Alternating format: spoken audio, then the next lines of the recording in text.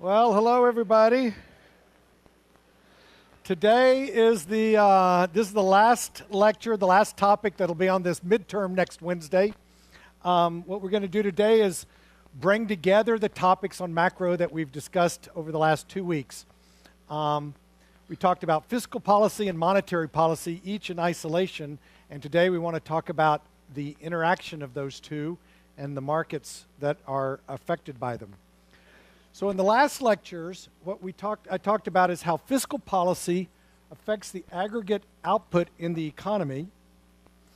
And then we talked about how interest rates are determined and how monetary policy can be used to affect the interest rates.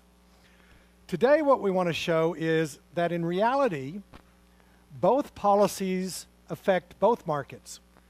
Fiscal policy affects both the aggregate output and the interest rates. And monetary policy affects both interest rates and monetary and aggregate output.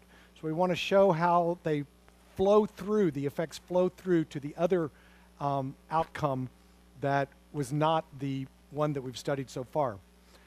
Also, because of this, there gets to be a feedback loop that occurs between aggregate output determination and interest determination. And what that feedback does is actually diminish the effect of either fiscal policy or monetary policy. It diminishes the effect of both of them. And we want to see why that occurs and what the process is. Okay? So that's what we're going to talk about today. So let's talk about monetary policy. This was last lecture. In last lecture, we talked about how increasing the supply of money in any of the ways that the Fed can do that will cause the interest rate to go down, assuming everything else stays constant. And that's what we were describing monetary policy for. Of course, the reason we care about monetary policy is we don't really care about interest rates per se necessarily. We want to stimulate the economy. So interest rates going down, we need to have some effect on the economy. And that's what we're going to describe now. When interest rates go down, then two things happen that affect planned expenditures. First of all, firms invest more.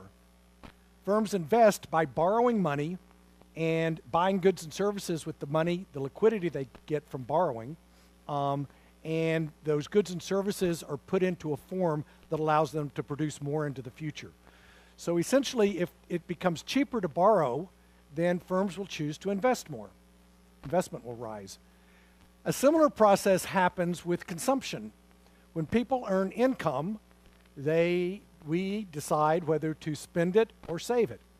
And if the interest rate goes down, the advantage of saving your money goes down because your savings, if you were to loan them out, doesn't obtain as high an interest rate as it would otherwise.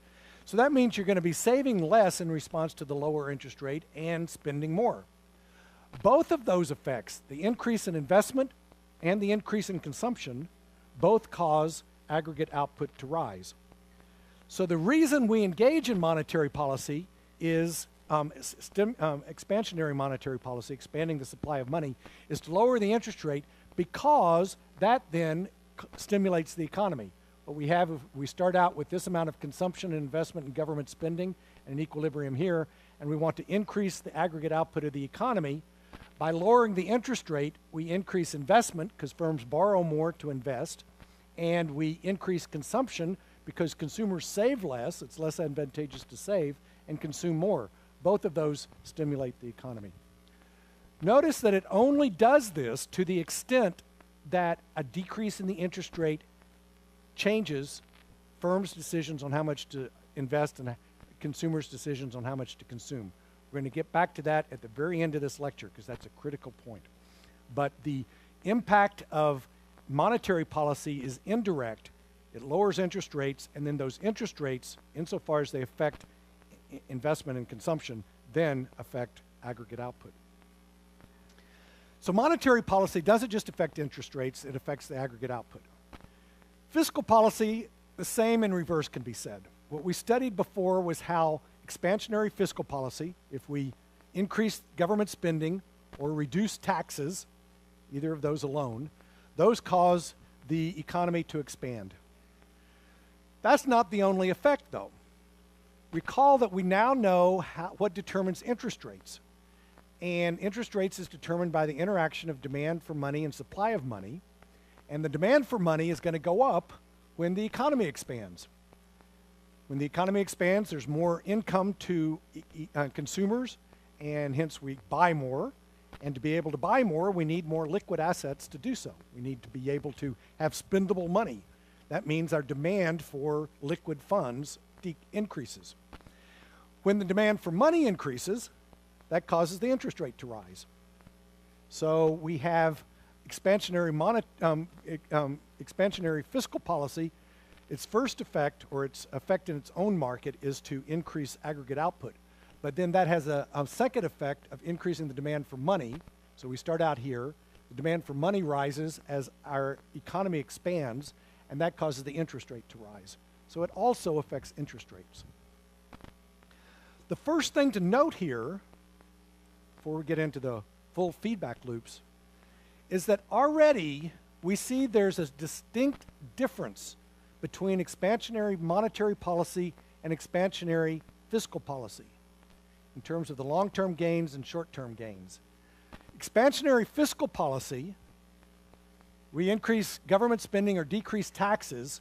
That increases aggregate output, but it also increases the interest rate. What that means is that there's going to be less investment.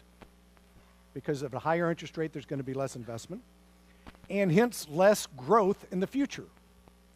So essentially, fiscal policy is a way to get a short-term benefit and pay for it with a long-term loss. You essentially have less growth in the future in return for being able to stimulate your economy today. This is a major disadvantage of fiscal policy. And this is one of the things you see in the news all the time, that if the government keeps spending, what that's going to do is cause interest rates to rise and make less private investment and less growth in the future, which will hurt the economy eventually. That's true. So the fiscal policy, you're truly trading off short-term gain versus long-term lack of gain, or less growth than you would otherwise. Expansionary monetary policy moves both in a beneficial direction. The immediate effect of expansionary monetary policy is to lower the interest rate, and then the impact of that is to increase investment, which then increases the aggregate output of the economy. So we essentially, with monetary policy, get a double benefit. We get a short-term benefit of the economy expanding, and then we get a longer-term benefit because there's more growth, because with a lower interest rate, there's going to be more investment, more productive capacity in the future. So just from this alone, it indicates that we should use monetary policy when possible, because it gives us a win-win situation instead of a trading off of short-term gains against long-term losses. Excuse me. So this is important for people to realize. A lot of discussion of whether fiscal economics is useful, fiscal policy. People are referred to as being monetarists or fiscalists. I think that debate is pretty dead. Everyone recognizes fiscal policy is effective. The only people who don't are people who are bombastic and just like to talk. However, everyone else also recognizes that if you could ever use monetary policy to attain the goals, it's better to do that. So in a sense, the monetarists have actually won the battle. Not in exactly the way they described, which is that fiscal policy is a incorrect theory, but rather that fiscal policy does work, but it's better to do monetary policy if you can. Okay, so we're going to return to this. And with expansionary monetary policy, there's no short-term gain for a long-term loss. You win-win. That's the main thing about it. Okay, whichever policy you're engaging in, though, you need to be able to know how much to do. If you're doing a stimulus package of the government spending, you want to know what the multiplier is going to be and what the impact of the package will be, so you don't overshoot or undershoot. Similarly, with monetary policy, you want to know how much to expand the supply of money to be able to affect the economy in the way you're wanting. And to do this, you can't just look at the first effect that we've described so far. Because each of the policies has an impact on each of the two markets, the aggregate output market and the interest rate market, you get this feedback going between them that actually diminishes the effect of both of them and needs to be, the whole playthrough of it needs to occur to see what the full impact of a change is. So for example, let's talk about expansionary fiscal policy. What I'm going to do, going back to this graph, is I'm going to have these parallel graphs going on where we have output over here and interest rates over here, and show how a change in one market affects that market, and then how that market affects this market, and back and forth. Okay, so expansionary fiscal policy. First, if government spending rises, then aggregate output increases. And when we calculated the government spending multiplier, we calculated how much the aggregate output will increase for each dollar of government spending. And that was 1 over 1 minus marginal propensity consumed. That's this effect right here. Okay? So when we were calculating marginal propensity consumed is 0.75, the multiplier is 4. That's what this change is. We're now going to see, though, that that overestimates the true impact of the expansionary policy because of the impact on the interest rates. Excuse me.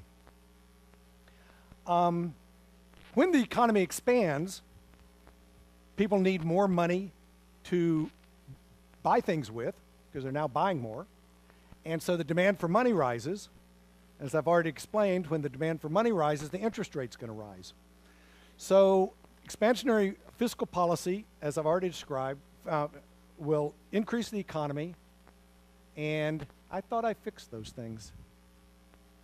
Anyway, increase the size of the economy and raise interest rates. What rising interest rates will then do is decrease the amount of investment and decrease the amount of consumption. It's exactly the flip of what I described before. If you increase the interest rate, firms will not invest as much, and consumers now find it more attractive to save because the money they get when they loan out their savings is higher, the interest rate they get is higher. So they'll save more and consume less. Both of those cause aggregate output to then drop. So the first effect is to rise up to here, and then that's with the interest rate fixed, but then the interest rate rises, as everyone has been saying in the newspaper, you do fiscal policy, it's going to cause interest rates to rise, if that's all that's happening. And that will then, the higher interest rates will cause the economy to back down a little bit. So the true effect is just this amount. Actually, this is only one step of it. You can continue this where now that aggregate output is less, the money demand is less. I have a chart here. Nope, I don't. Now that aggregate output is less, you get a new money demand curve that is below number 2. So number 3 is here. The interest rate goes down a little bit. That causes this to go up a little bit. And then you get choo-choo-choo. So you go up, back, up, back, up, back, up, back, until you eventually reach a new equilibrium. Does that make sense? Yeah.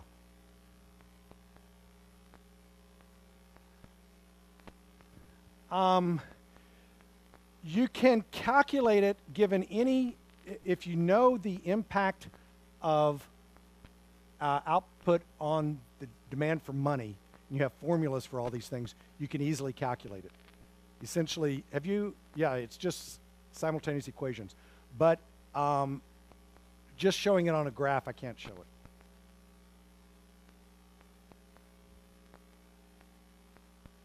It's somewhere between here is where it's going to end up. It's going to go up here, start here, go up to Y2, go down to Y3, then go up a little bit, and then down a little bit, da-da-da-da-da. It's going to be somewhere between Y2 and Y3. But where in there, I can't show on the graph. But again, this is all simultaneous equations. You got I'm going to talk about this in a little bit. You've got an equation here, which is demand for money is equal to supply of money, which depends on the interest rate and aggregate output. And we have here the amount that people want to spend, planned aggregate expenditure, depends on consumption, investment, and government spending, which depends on interest rate and income. So you got two equations, two unknowns, solve it. So you can actually, when you do this mathematically, it's actually easier to work out what's happening than when you try to graph it. The graph gives you the intuition of what's happening, but the math allows it to be done quickly. Yeah. The net gain is positive, yes. If you can think of that as if you did have aggregate output actually drop below the original level, then the demand for money would drop and the interest rate would drop below what it was originally, and that would stimulate the economy. So it has to go up. It's just a matter of how much. It's considerably less than the 4 that we had with our marginal propensity to consume. Yeah. No, it's not beneficial. The question is it beneficial in the long run? No. What I was saying is that aggregate output, our current aggregate output will rise. It won't rise as much as we thought, but it will rise. But the interest rate will also rise, which means there's going to be less investment and less growth in the future. So in the future, we will have less output. This is today's output. In the future, we'll have less output because we've got higher interest rate and less investment.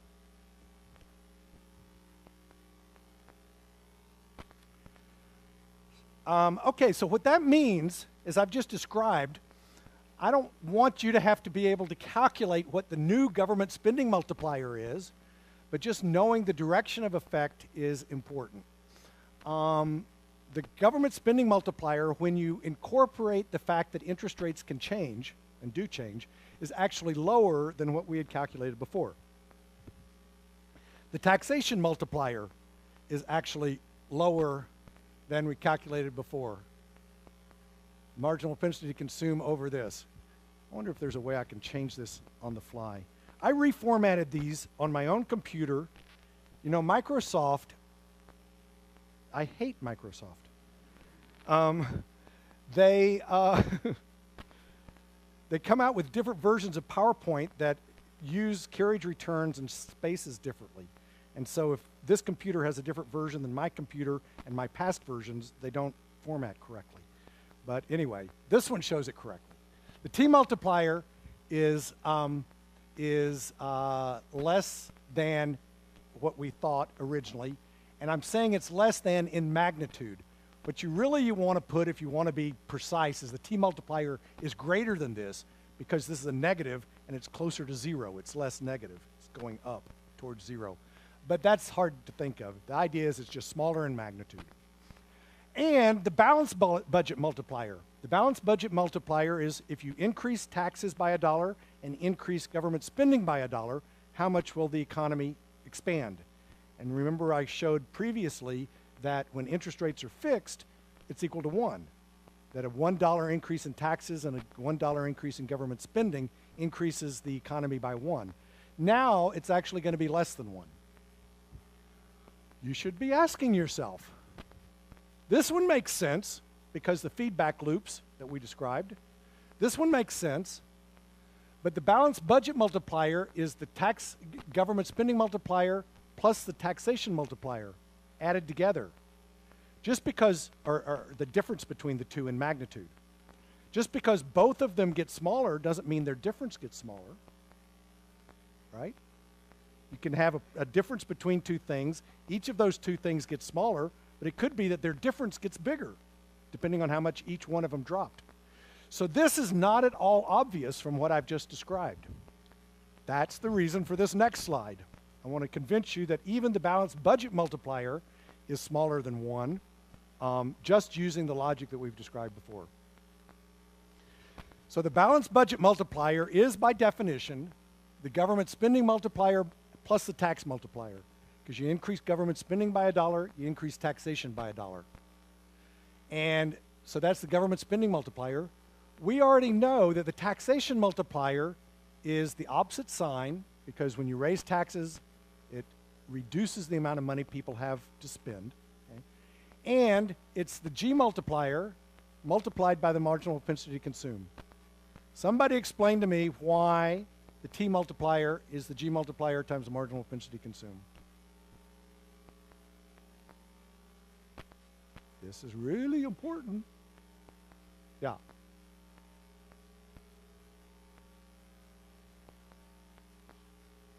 That's, yes, it's how much if you increase people's taxation $1, you're taking $1 away from them. That's like reducing their income by $1. But they don't spend all of every dollar they get. They only spend a portion of it and save a portion. So when you increase their taxes $1, you decrease their consumption by whatever their marginal propensity to consume is, the portion of that dollar that they would have spent. So with government spending multiplier, the first effect is to put $1 into the economy. With a taxation multiplier, the first effect is to put the marginal propensity to consume into the economy or take it out. Because a change in a person's taxes by $1 doesn't change their consumption by $1. It changes it only by the marginal propensity to consume. This relation is very important. Anyway, from that point, it's just algebra. You just 1 minus marginal propensity to consume times the G multiplier. This is not affected by our feedback loops. That's just how people spend their money. This we now know is smaller by our feedback loops. And so that means that, or it's smaller than it used to be.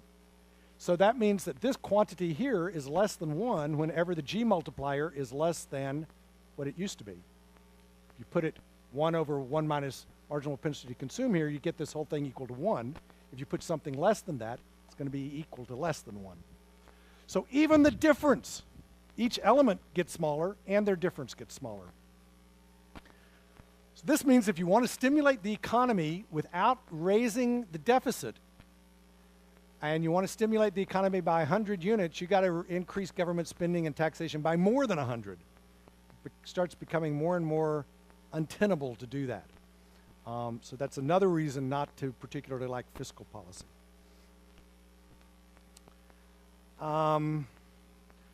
Okay, so that was talking about expansionary fiscal policy. That if we have expansionary fiscal policy, the effect of it is less than you would think if you didn't take these feedbacks into account, feedback loops. The same is true for expansionary monetary policy. You need to take the feedback loop into consideration, and it reduces the impact as a result of that. So the first effect of expansionary monetary policy is to increase the supply of money, which then decreases the interest rate. That's what I've shown here. And the reason we do that is because it stimulates investment and consumption, which then makes the economy rise, the aggregate output for the economy. So that's the effect we're after. So the first effect is from on Y1 up to Y2. But then what happens when the economy expands? The economy expands, we get the demand for money rising. Because now, with more money, with more income, people want to buy more and need more liquid assets to make those purchases. So the demand for money rises, and that causes the interest rate to rise. Essentially, the interest rate isn't going to drop as far as it would under your first look at things. It actually, because of this feedback, rises from that level to drop less than it would have originally. What that does now is, at least compared to this, you have a higher interest rate. Now you have a decrease in investment and consumption. And right here, you have aggregate output decreasing in response to this increase in the interest rate. Essentially, the interest rate drops less than you would otherwise expect, and hence the economy expands less than you would otherwise expect because of this. And then you play out all the effects. Notice that this is another reason, the way I've shown here the feedbacks on monetary policy, is another reason that the demand and supply of money, this graph over here, is not a micro demand and supply situation.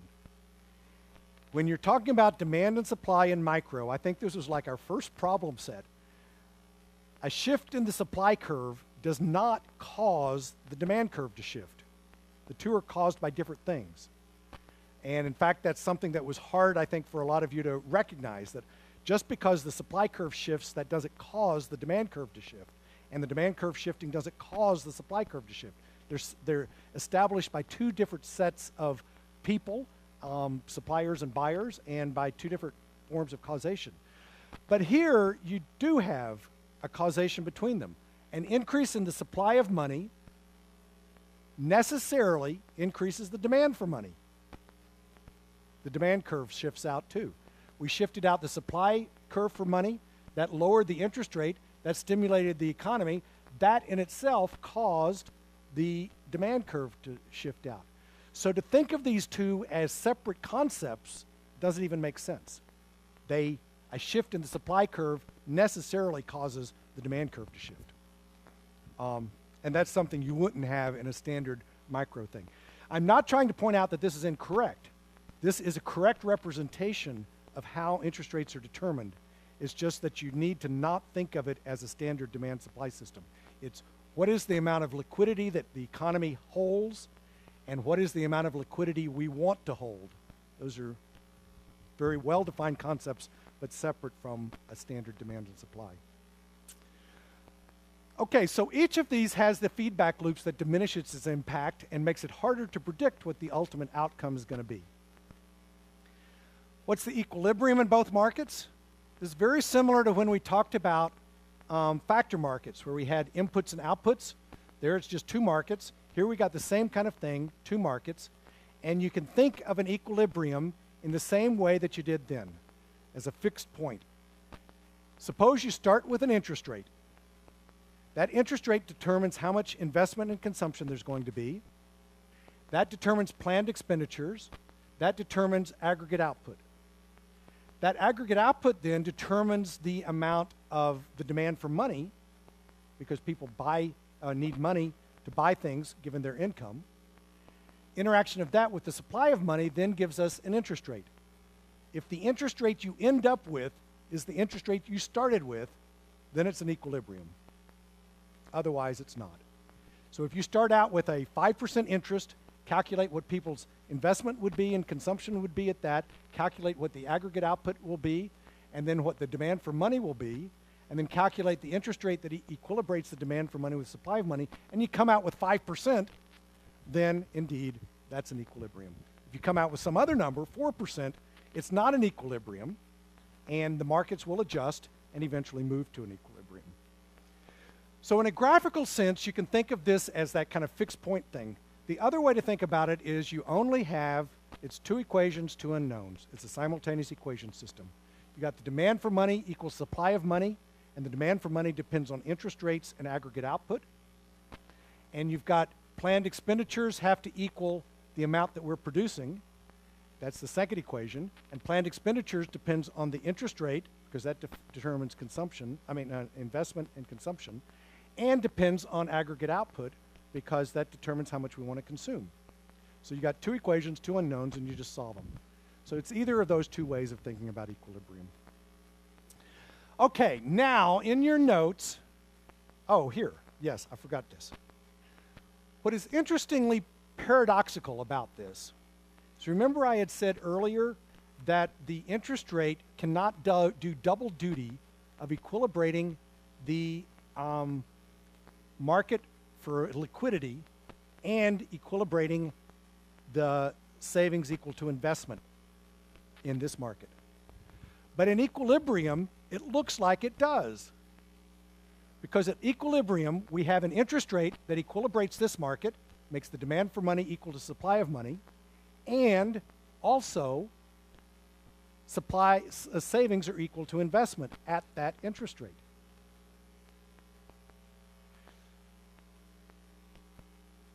So it looks like the interest rate is equilibrating both markets.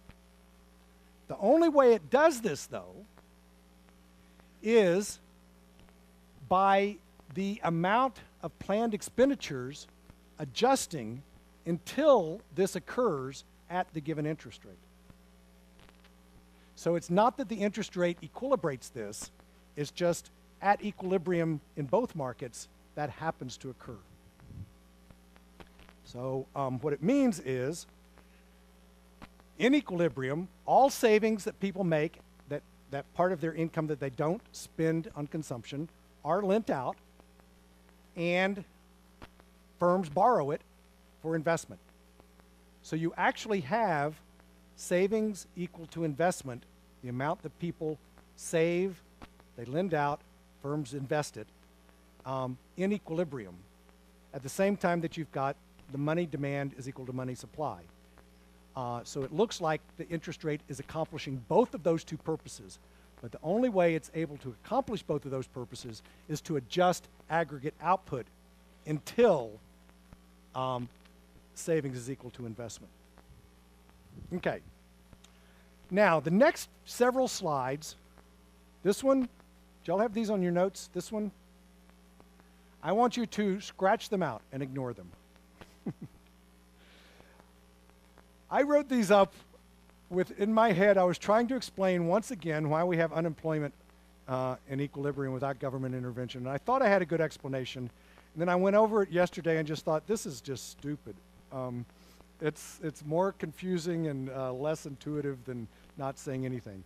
So these 4 slides, just scratch them out. And go to this. And don't try to go into your notes and look at what I was trying to think of with those, because I truly believe it is going to lead people astray. That's why I don't want to talk about it. I was thinking it made sense and then thought, God almighty, this doesn't. So we don't.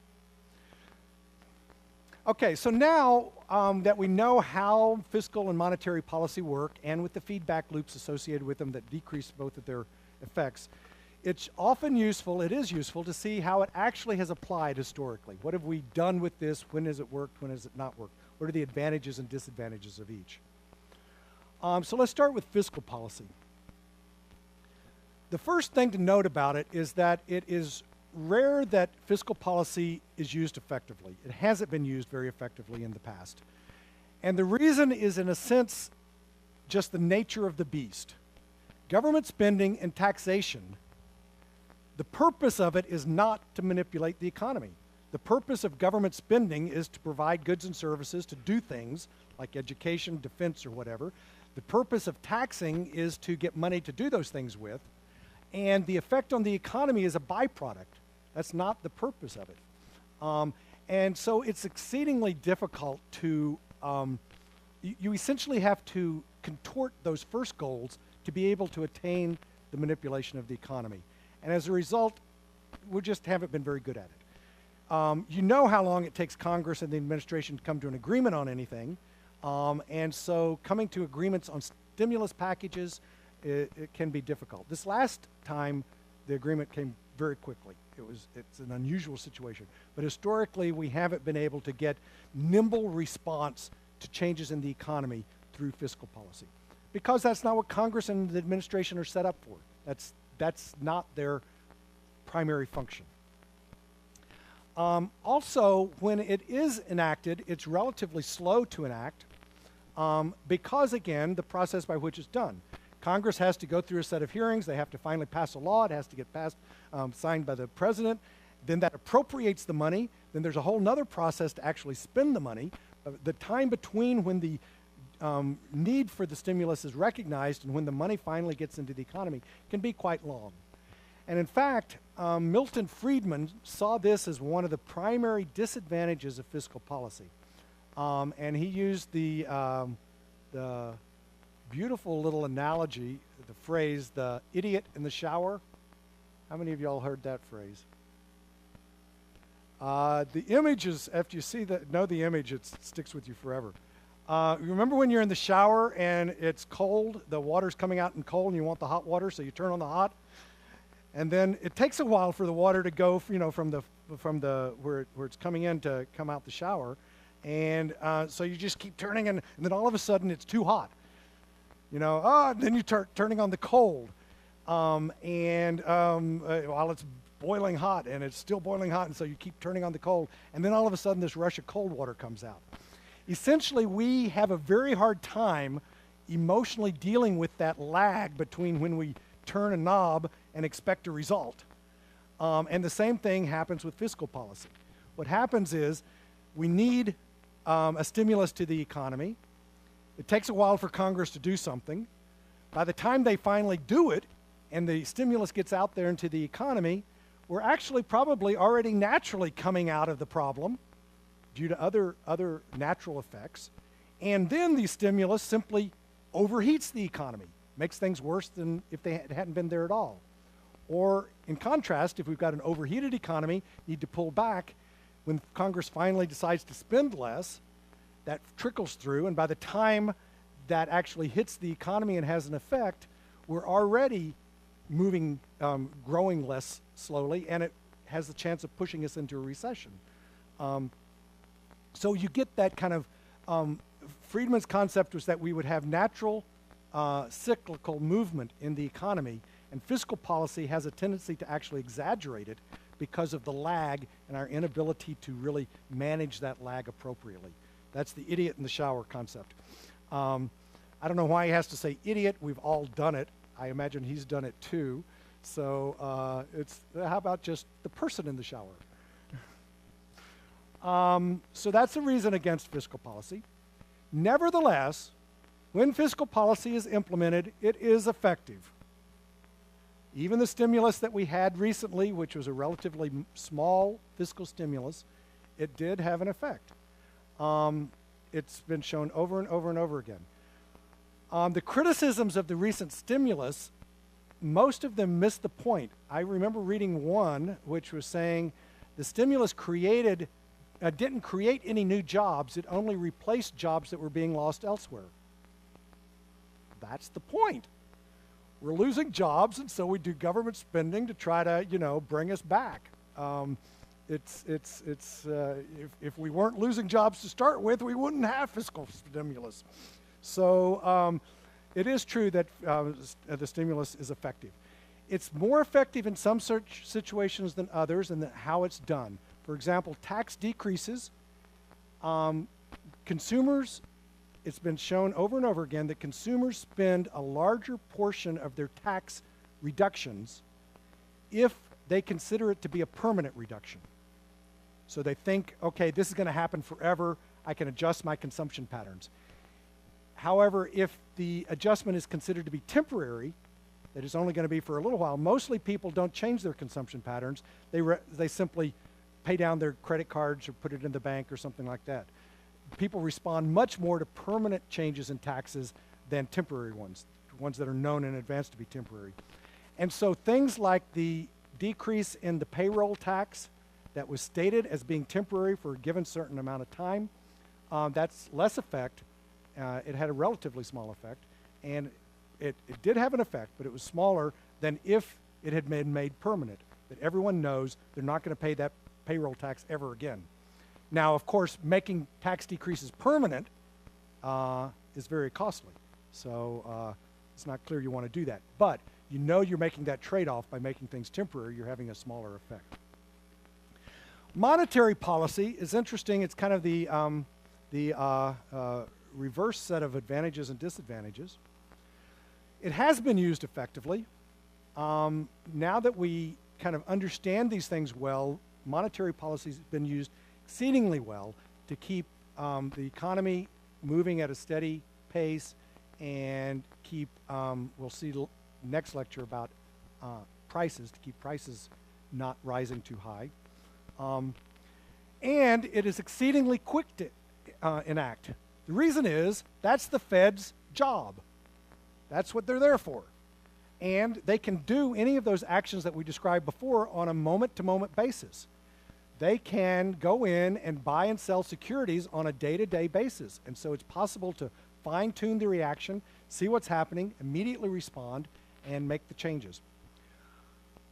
The disadvantage of monetary policy is that it is an indirect effect on the economy in the way we've described. When interest rates drop, you expand the supply of money and interest rates drop, the only way that affects the economy is through firms investing more and consumers consuming more, saving less. And that is hard to predict. The relation between investment and interest rates and consumption and interest rates is not a stable one. It can change over time. And so you never know, based on what's happened historically, what's going to happen the next time around. It's much less easy to predict. Fiscal policy is more direct, easier to predict. So monetary policy is less predictable. That in itself wouldn't be a problem because monetary policy is so nimble that if you mispredict, you can even, correct yourself as you go along. However, it's the symptom of a very serious problem, which is the liquidity trap. So I'm going to talk about that in a second, or for a little while, and then move to our last slide. It's possible that we can be in a situation where monetary policy simply is ineffective. We can be in an economy that is so grim that lowering interest rates doesn't help. That's what's called a liquidity trap. Essentially, you're in a situation where firms don't see the reason to invest even if they could borrow money for free. If they only see negative returns in the future for any investment, you can't give them money to invest. So lowering the interest rate is not going to induce firms to invest when the outlook in the future seems to be particularly bad. And consumers, the same thing. If the outlook in the future is very bad, people are going to hunker down, spend less, and save more. So when the economy is in a really bad situation and people are worried about the future and what their future is going to be, there can actually be no response or very little response to a decrease in the interest rate. People won't consume more. They'll just continue saving because they're afraid about what's going to happen in the future. Japan was in this situation for a long time. The lost decade, you could consider that to be an extended liquidity trap, where no matter how low the interest rates went, they still couldn't stimulate the economy. The early stages of our recession looked like it was a liquidity trap, that lowering interest rates wasn't having much effect. People weren't borrowing. Firms were scared that whoever they were going to loan money to would go broke next week. It wasn't clear who was in potential stress and who wasn't. And essentially the whole market for borrowing and loaning stopped or slowed down tremendously for a period of time. We've moved out of that. Firms now are increasing their investment in response to the exceedingly low interest rates that we've got. We've got interest rates that are historically very, very low. I think mortgages hit the lowest they had ever been, 30-year mortgages. However, consumers don't seem to be responding. The low interest rates don't seem to be causing consumers to increase consumption so much. There's still this kind of hunkering in feeling, worried about what the future is going to bring. Low mortgages is not bringing much of a rebound, if any, to the housing market. Low interest rates isn't causing people to buy houses and buy things that they wouldn't otherwise buy. So we're kind of still in a partial liquidity trap, at least with respect to consumers. So this is the Achilles heel of monetary policy. It's possible whenever you can do monetary policy, you'd want to do it, but it's possible that it's going to be ineffective in particularly serious times. It's kind of like when you need it the most, it's not going to be there. And that's when you need to do fiscal policy. So that's what leads to this recommendation. And I don't think I'm unique in this recommendation, though I think maybe the succinctness of saying it is useful. We want to use monetary policy whenever we can. So for normal fluctuations in the economy, to fine-tune things, to keep us from getting into down periods, using monetary policy is good. It's a win-win situation. You have, if you expand the supply of money to stimulate the economy, you also have more growth in the future. If you're retarding the economy, cutting back the supply of money, you not only get a reduction now, but you get a prevention of overheating in the future because there's less investment in the future. So you get whatever you're doing now carries forward into the future, and that's desirable. So whenever we can do that, we should do it. The only reason you can't do it is when lowering interest rates simply don't help. And that's when the economy is in really bad shape, and that's when we need to use fiscal policy. And when we're in that situation, the fact that fiscal policy is a short-term gain in return for a long-term loss that we're paying in the future for it is worth making the trade-off. We're in a really bad state now. We need to do something. We'll pay for it later. That's the circumstance in which fiscal policy makes sense. It's the same thing that if you were to lose your job, you know, you might want to borrow then in anticipation of someday you'll have your job back and you can pay it back. So it's kind of like you're willing to make those trade-offs. One last thing, hang on just a second. Berkeley is a big center for economics in general, but also for macroeconomics. One of the proposals that has been put forward, and I think is useful for us all to consider and our government maybe to adopt, the problem with fiscal policy, like I said, is that it's slow to enact, it's not nimble. One way to solve that is to set up an agency that has a fund of money whose purpose is simply to stimulate or retard the economy, kind of like the Fed does with interest rates. So you set up an agency whose purpose is to monitor fiscal policy. They would be very prudent not to use it when it's not needed, but they would be there to do it when it needs to be done and could jump in quickly. So that's one step that I think we could do that we're not doing now. Other than that, we seem to be following the right policies. Okay? See you Monday.